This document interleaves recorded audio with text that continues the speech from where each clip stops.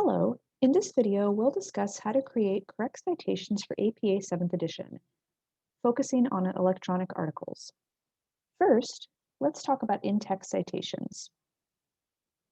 Whether you're paraphrasing, meaning sharing someone else's ideas in your own words, or directly quoting, you should include the name or names of the authors plus the date of publication.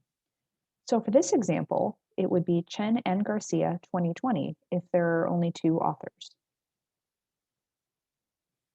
For a resource with three or more authors, it would look like this: Chen et al. 2020. For in-text citations, you want to include the name of the first listed author. So in this example, where we have more than three authors, you would only include the name of this first person for your in-text citation.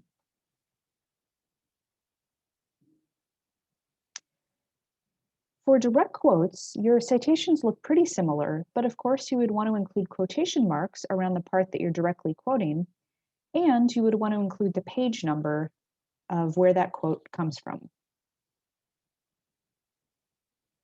Next, let's look at the full citations for your references section, which appears at the end of your paper. These should include all the information needed for your readers to get back to the paper or other resource. You can usually find all this information at the top of the first page of the article. Here we can see an example of an electronic article with all the information we need.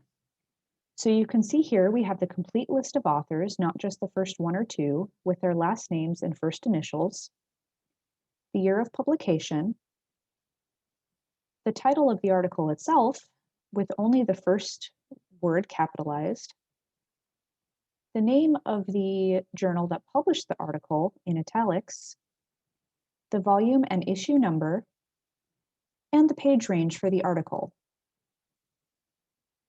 Because this is an online resource, we want to include some kind of link at the end. Ideally, you'll include what's called a DOI, or Digital Object Identifier, at the end. This is a stable or permanent link and a unique identifier that will guide readers back to where you found this article. But if an article doesn't have a DOI, you can also include any kind of stable link or permalink, like, for example, this one that I pulled from OneSearch. That's something that you can do as well.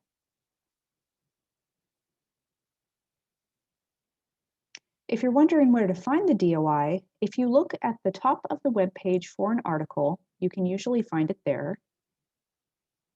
Or if you look at the first page of the article itself, the DOI can usually be found at the top or bottom of that page too.